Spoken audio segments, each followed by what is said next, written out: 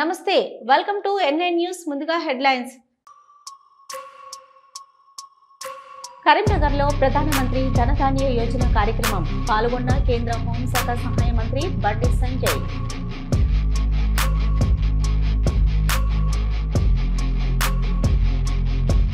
Banakacherla project తెలంగాణకు గుదిబండ కేంద్ర రాష్ట్రాలపై మాజీ మంత్రి హరీష్ రావు ఆగ్రహం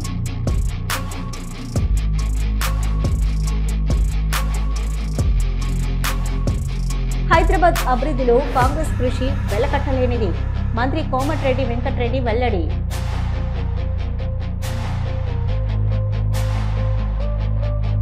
ఇటీవల అమెరికాలో దుండగుడి కాల్పుల్లో దుర్మరణం పాలైన పోలి చంద్రశేఖర్ మృతదేహానికి శనివారం బిఎన్ రెడ్డి డివిజన్ టీచర్స్ కాలనీలోని ఆయన స్వగృహంలో మంత్రులు శ్రీధర్ బాబు అడ్లూరి లక్ష్మణ్ కుమార్ నివాళులర్పించారు. బాధిత కుటుంబ సభ్యులను పరామర్శించి వారికి ప్రగాఢ సానుభూతి తెలిపారు. మంచి అవకాశాల గురించి మరి ఒక దళిత కుటుంబానికి సంబంధించిన సోదరుడు చంద్రశేఖర్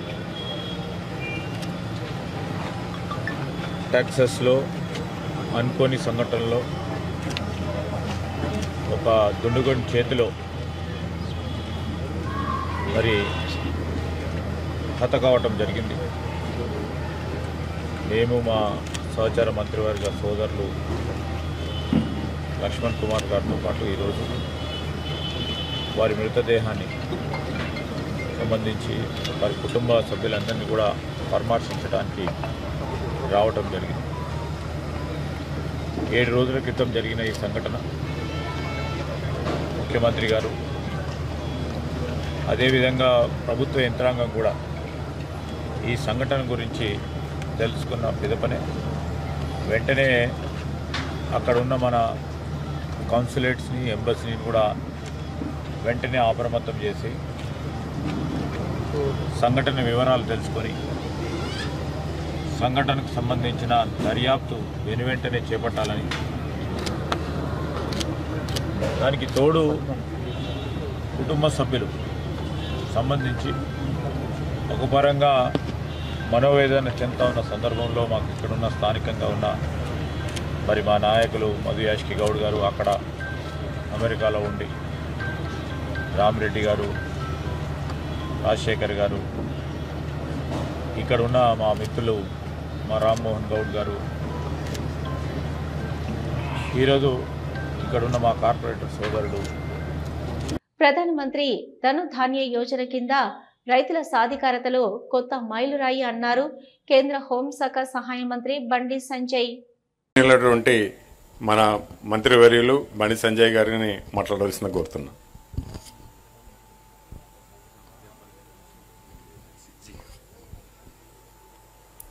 అందరికీ నమస్కారం. సభాధ్యక్షులు గౌరవనీయులు పెద్దలు చెల్మడ రాజేశ్వర గారు, ఎలియాస్ కరీంనగర్ డైరీ రాజేశ్వర గారు. ఇప్పుడు చెల్మడ రాజేశ్వరరావు అంటే ఎవరు తెలియదు, డైరీ రాజేశ్వరరావు అంటే నాకు అందరికీ తెలుసు. ఆ పేరు రావడం గొప్పతనం, ఎంత కష్టపడితే పేరు రాదు. చాలామంది గ్రామాల్లో కూడా ఈయన ఎవరు వ్యక్తి అంటే నాకు బీజేపీ రాజానే అంటారు. కొత్త ఇప్పుడు ఫలానా పార్టీ వ్యక్తి అని పేరు వస్తుంది. ఎంత ఎక్కువ కష్టపడి కమిట్మెంట్తో పనిచేస్తే ప్రజలు దాన్ని గుర్తించి బిరుదిస్తారు అన్నట్టు. అది ఈ నంది అవార్డ్స్ వాటికంటే అన్నిటికంటే మంచి బిరుదు ఇదే. ఆ పేరు రావడం గొప్పతనం. వాళ్ళు విశేషమైనటువంటి మీ అందరు కూడా బోర్డు మెంబర్స్కు, విశేషమైన వివిధ పార్టీల నాయకులకు, రైతు సోదర సోదరిమణులకు, సిబ్బందికి, పాత్రికేయ మిత్రులందరూ కూడా హృదయపూర్వక నమస్కారాలు.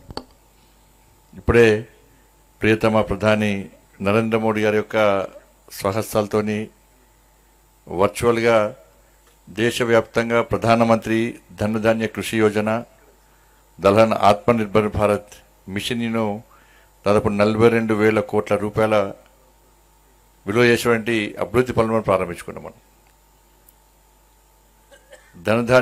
ప్రధానమంత్రి ధనధాన్య కృషి యోజన ద్వారా దేశవ్యాప్తంగా ఇలా 100 జిల్లాలను సెలెక్ట్ చేసుకునేది కేంద్ర ప్రభుత్వం. ప్రతి సంవత్సరము 24,000 కోట్ల రూపాయల బడ్జెట్ను దానికి కేటాయించడం, ఈ జిల్లాలకు 6 సంవత్సరాల పాటు అన్ని విధాలా సహకరించడం. దానిలో తెలంగాణ రాష్ట్రంలో నారాయణపేట్, గద్వాల్, నాగర్ కర్నూల్, జనగాం జిల్లాలను తెలంగాణ రాష్ట్రంలో ఇలా కేంద్ర ప్రభుత్వం ఇలా ఎన్నిక సెలెక్ట్ చేసి సహకరించే ప్రయత్నం చేస్తున్నది. ఈ సందర్భంగా ప్రధానమంత్రి గారికి తెలంగాణ ప్రజల తరపున హృదయపూర్వక ధన్యవాదాలు తెలియజేస్తూ దీని ద్వారా దాదాపు 1,70,00,000 మంది రైతులకు లబ్ధి చేకూర్చాలన్న ఉద్దేశంతో ఈ కార్యక్రమాన్ని ఈరోజు ప్రారంభించుకోవడం జరిగింది. బనకచర్ల ప్రాజెక్టు నేడు తెలంగాణకు గుదిబండగా మారబోతున్నదని అన్నారు మాజీ మంత్రి సిద్దిపేట ఎమ్మెల్యే హరీష్ రావు. కేంద్రంలోని బీజేపీ అండతో ఆంధ్రప్రదేశ్ ప్రభుత్వం నిబంధనలను తుంగలో తొక్కుతూ ముందుకు పోతున్నదని విమర్శించారు హరీష్ రావు.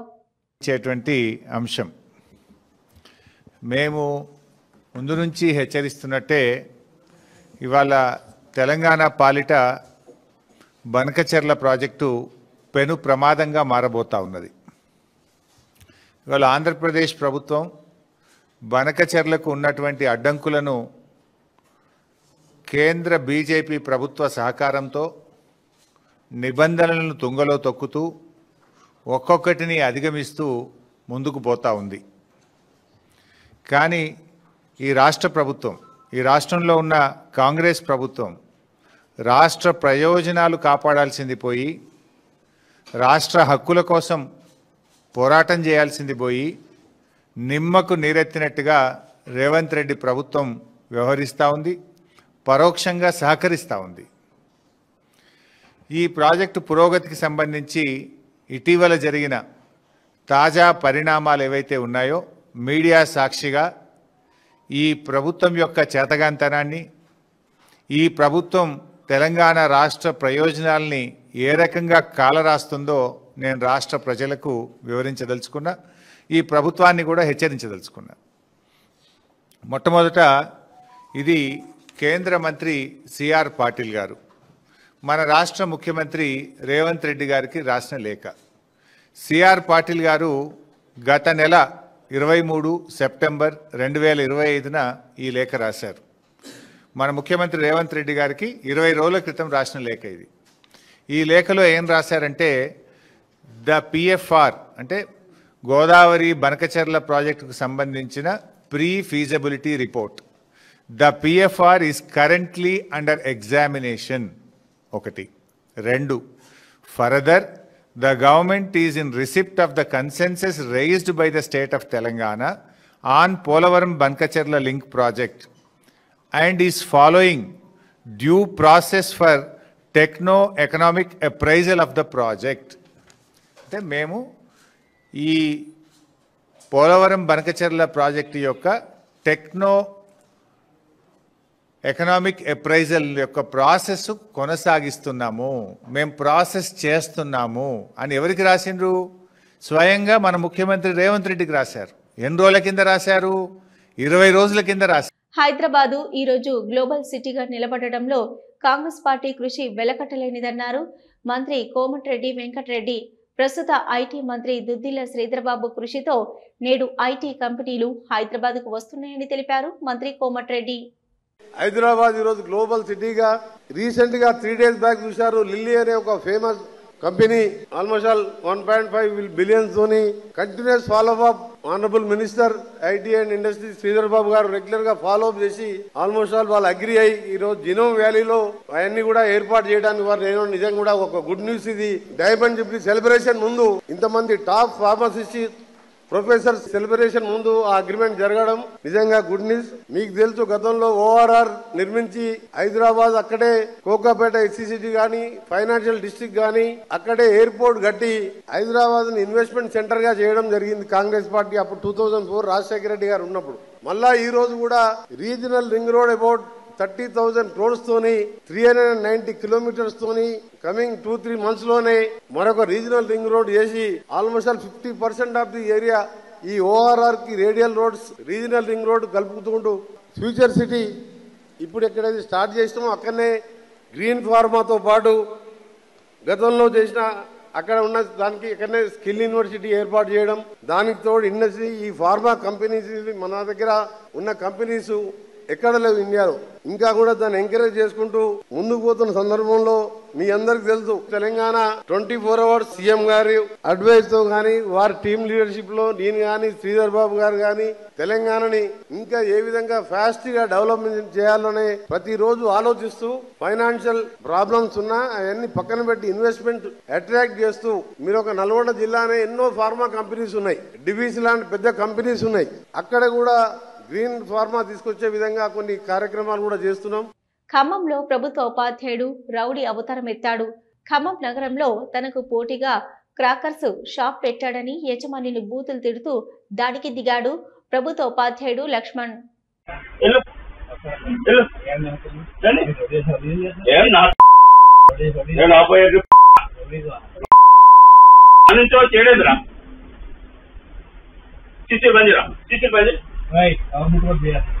నువ్వు ముట్టుకునేది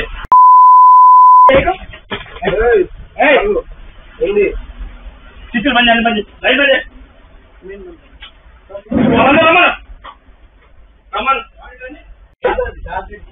ఇప్పుడు వీడు రేట్లు పెట్టాడు.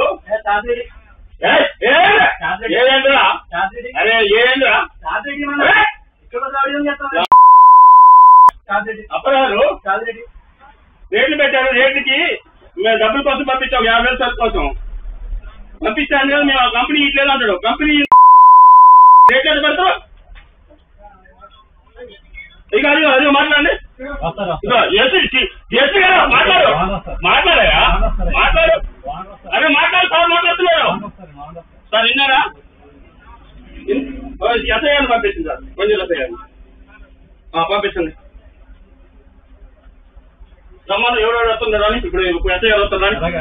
జాతిపిత మహాత్మా గాంధీపై సోషల్ మీడియాలో అనుచిత అసభ్యకర వ్యాఖ్యలు చేసిన నటుడు శ్రీకాంత్ భరత్ పై చర్యలు తీసుకోవాలని బషీర్బాగ్ సైబర్ క్రైమ్ లో ఫిర్యాదు చేశారు టీపీసీసీ ఉపాధ్యక్షులు ఎమ్మెల్సీ డాక్టర్ బల్మూరి వెంకట్.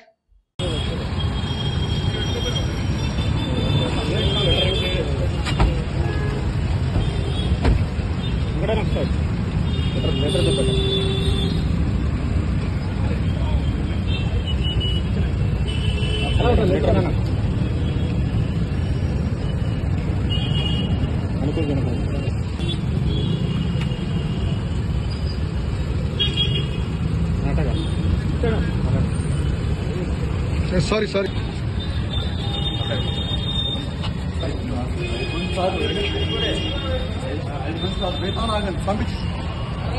ఆస్తి బదిలీ చట్టాలపై ఖమ్మం నగరంలోని ఓ ప్రైవేట్ ఫంక్షన్ హాల్లో ఆల్ ఇండియా లాయర్స్ అసోసియేషన్ ఆధ్వర్యంలో సమావేశం ఏర్పాటు చేశారు. ఈ కార్యక్రమానికి ముఖ్య అతిథులుగా మాజీ high court judge Shivashankar, bar council అధ్యక్షుడు నరసింహారెడ్డిలు హాజరయ్యారు.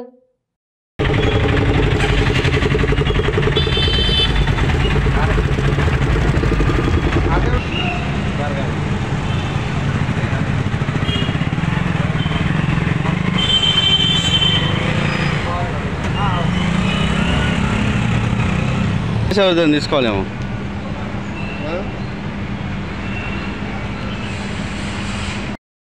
అడుగుజాడల్లో ఉన్న స్పర్శలో గమనం ఒకటే. సంస్కృతంలో ఒక శ్లోకం ఉంది, ఇప్పుడు నేను మీకు చెప్పి విస్మరించను. ఎడ్ల బండి పెడుతుంటే వాటిని అదిలిస్తే నన్నే అదిలిస్తుంది, మాటల్ని పరిగణలోకి తీసుకుని వెళ్ళిపోతుంది. కానీ మనిషి అలా కాదట, ఊహించి గమనించి మసులుకోవాలి. అదే మనిషి మన జ్ఞానం అని చెప్తారు సంస్కృతంలో.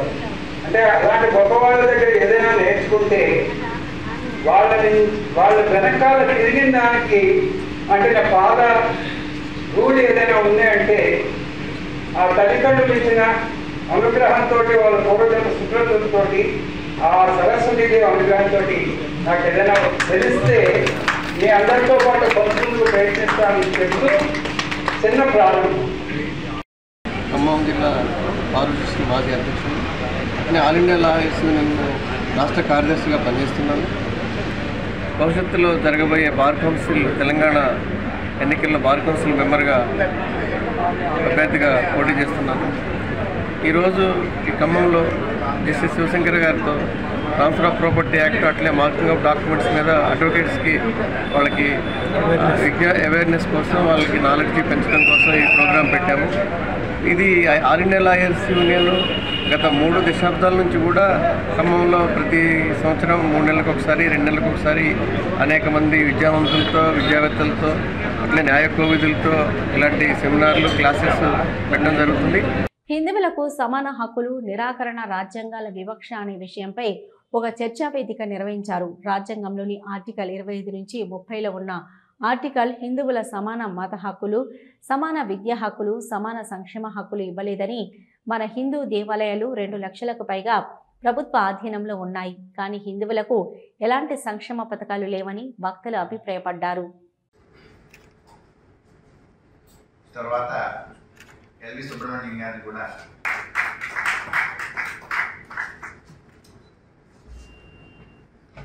ఇప్పుడు ప్రస్తుతం ఏంటంటే సోషల్ మీడియా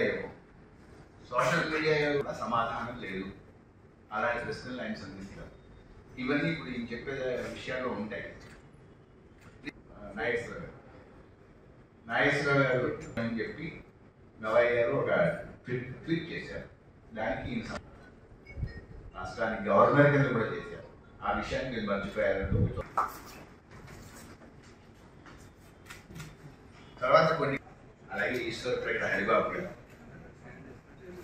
కొంతమంది పేర్లు ఉన్నాయి, జర్నలిస్టులు కూడా ఉన్నారు. కందుల రమేష్ గారు, మిత్రులు చీఫ్ సెక్రటరీ శ్రీ నాగేశ్వరరావు గారు, ఇక్కడ ఉన్నటువంటి పాత్రికేయులుగా కూడా ఉండవచ్చు.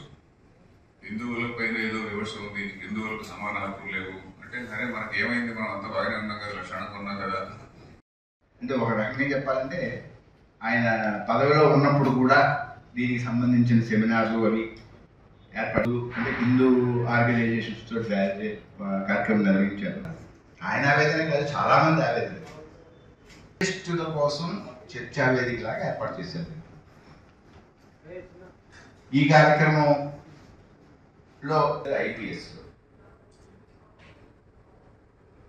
ఐపీఎస్ గురించి చెప్పే ముందు ఇద్దరు ఐఏఎస్ వాళ్ళు కాదు, కరణం అరవిందరావు గారు ఉమ్మడి ఆంధ్రప్రదేశ్ రాష్ట్రంలో డీజీపీగా పనిచేశారు. కార్యకలాపాల నిక్కచ్చిగా వ్యవహరించారు. అందరికీ గుర్తుండే ఉంటుంది, రాజశేఖర్ గారి రెడ్డి గారు ప్రభుత్వం చర్చించింది. రెండో ఐఏఎస్ ఇలా ఎందుకంటే ఏదో కులం గురించి ప్రస్తావించడం చాలా పనిచేశారు. ఇప్పుడు ఐపీఎస్ గారి దగ్గరికి వద్దాం. ఐపీఎస్ గారి ముందు చెప్పుకున్నాం మనం, మన్ని నాగేశ్వరరావు గారు అనే దాన్ని మెయిన్గా ఎందుకు టార్గెట్ పెట్టుకున్నారంటే, ఇది ఒకటి పోతే మిగతావన్నీ ఆటోమేటిక్గా వెళ్ళిపోతాయి. సో అలాంటి సందర్భంలో హిందూ మతానికి వచ్చిన ప్రాబ్లం ఏంటి అనేటువంటిది మన మిత్రులు నాగేశ్వరరావు గారు వివరించబోతున్నారు. సో దానిపైన ఎలాంటి హిస్టారికల్గా కూడా ఎలాంటి దాడులు జరిగాయి, దాని తర్వాత బ్రిటిష్ టైంలో ఏ విధంగా ఆ పంథా ఏ విధంగా మారింది, మొదట వచ్చినటువంటి దండయాత్రలు ఏ విధంగా ఉండేది, తర్వాత బ్రిటిష్ టైంలో ఎలా వాళ్ళ పంథా మారింది, ఇవన్నీ వారు చెప్పబోతున్నారో లేదో నాకు తెలియదు. తర్వాత స్వతంత్రం వచ్చిన తర్వాత కూడా ఎలాంటి సంఘటనలు జరిగాయి అంటే, ఆఫ్ కోర్స్ మనకి ఇక్కడ ఏ పొలిటికల్ పార్టీ గురించి మాట్లాడడం లేదు, జరిగిన సంఘటనల గురించి బ్రీఫ్గా చెప్పుకుంటాం. ఎందుకంటే ఇవి జరిగిన సంఘటనలు చాలా మందికి తెలుసు. ఉదాహరణకి ఇప్పుడు సాయి దీపక్, తర్వాత ఆనంద రంగనాథన్ ఇట్లాంటి వాళ్ళ పుస్తకాలు చూస్తే అక్కడ ఏమేమి జరిగింది, ఇండిపెండెన్స్ వచ్చినప్పటి నుంచి ఎట్లాంటి ఎంత వివక్ష జరిగింది, స్వతంత్ర సమర పోరాటం ఆ సమయంలో కూడా ఎంత వివక్ష జరిగింది, ఇట్లాంటివన్నీ కూడా ఆ పుస్తకాల్లో చాలా చాలా క్లియర్గా రాశారు. సో అవన్నీ కూడా మీరు జర్నలిస్టులు కాబట్టి మీరందరూ చదివే ఉంటారు. సో ఈ తర్వాత మళ్ళీ ఏంటి, ఇప్పుడు ఉన్నటువంటి పరిస్థితి ఏంటి, ఇప్పుడు ఎలాంటి పరిస్థితిలో మనం ఉన్నాము. నేను మామూలుగా ఉదాహరణ ఇస్తుంటా, ఏమిటంటే ఒక బాయిలింగ్ ఫ్రాగ్ అనే ఉదాహరణ ఇస్తుంటా. బాయిలింగ్ ఫ్రాగ్ అంటే నేను చాలా గంటల నుంచి ఉదాహరణ ఇస్తున్నా. ఏమిటంటే ఒక కప్పను నీళ్ళలో వేసి నీళ్ళలో వేస్తే అది హాయిగా ఉంటుంది, లేక వేడి నీళ్ళలో వేసామనుకోండి, వేడి నీళ్ళలో వేస్తే అది వెంటనే జంప్ చేసేస్తుంది, బయటికి జంప్ చేస్తుంది వేసిన వెంటనే. అలా కాకుండా చల్ల నీళ్ళలో పెట్టి ఆ నీళ్లు మెల్లిగా ఉడికిస్తుంటే అది చాలాసేపు అది హాయిగా ఉంది అనుకుంటూ ఉంటుంది. By the time it realises సరే ఏదో సంథింగ్ రాంగ్ అని అనుకునే లోపల అది ఎగిరే శక్తి కోల్పోయి అక్కడ చచ్చిపోతుంది అనమాట. సో ఆ పరిస్థితిలో ఉన్నదని నేను పర్సనల్గా భావిస్తున్నా. ఎందుకంటే ఇట్లే ఇప్పుడు ఉన్నటువంటి పరిస్థితులు ఇలాగే కొనసాగితే మరి అలా కావచ్చు అని నాకు ఒక ప్రమాదం, నాకు ఒక డేంజర్ ఉందని నాకు అనిపిస్తుంది. నాగేశ్వరరావు గారు కూడా అలాగే ఫీల్ అవుతున్నారు, సుబ్రహ్మణ్యం గారు కూడా అలాగే ఫీల్ అవుతున్నారు. సో మేము ముగ్గురు కూడా ఇప్పుడు ఏ పొలిటికల్ విషయాలు మాట్లాడడం లేదు, కేవలం హిందువులకు ఇప్పుడు మనకు అవేర్నెస్ రాకపోతే మన అస్తిత్వమే ఉండదు. అది దాని గురించి ఇప్పుడు వారు ప్రజెంటేషన్ ఇవ్వబోతున్నారు. వారు ఏం చెప్తున్నారో నాకు కూడా క్లియర్గా తెలియదు అనుకోండి. I will also note down what he says. So మొట్టమొదటిగా వారు మాట్లాడతారు, తర్వాత సుబ్రహ్మణ్యం గారు మాట్లాడతారు, చివరిలో నేను మధ్యలో ఇంకెవరైనా ఉన్నారో తెలియదు. మీరు అన్నారు కదండి మధ్యలో ఇద్దరు మాట్లాడతారు అన్నారు. ఓకే, మధ్యలో ఇంకెవరైనా ఉండవచ్చు. చివరిలో నేను మళ్ళీ కొంచెం సమ్మింగ్ అప్ ఇలాంటివి చేద్దాం. బహుశా మోస్ట్ ప్రాబబ్లీ ఇప్పుడు 1 లోపల ముగిద్దామని అనుకుంటున్నాం. So thank you. ఇప్పుడు రిక్వెస్ట్ శ్రీ నాగేశ్వరరావు గారు టు మేక్ హిస్ ప్రెజెంటేషన్. ప్రధానమంత్రి ధనధాన్య కృషి యోజన పథకాన్ని ప్రారంభించారు ప్రధాని మోదీ. ఢిల్లీలోని ఇండియన్ అగ్రికల్చరల్ రీసెర్చ్ ఇన్స్టిట్యూట్లో ధనధాన్య కృషి యోజన పప్పుల ధాన్యాల ఆత్మ నిర్భరతను ప్రారంభించారు ప్రధాని నరేంద్ర మోదీ.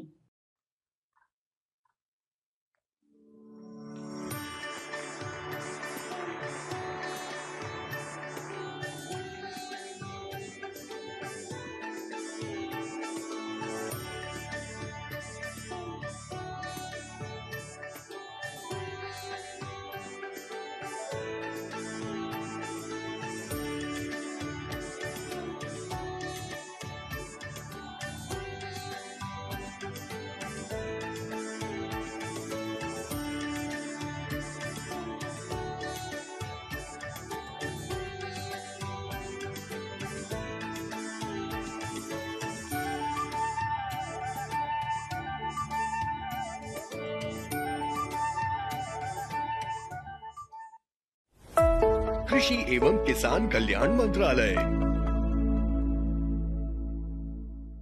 ఈ వార్తలు ఇంతటితో సమాప్తం. తిరిగి వార్తలతో మళ్ళీ కలుద్దాం. అంతవరకు సెలవు.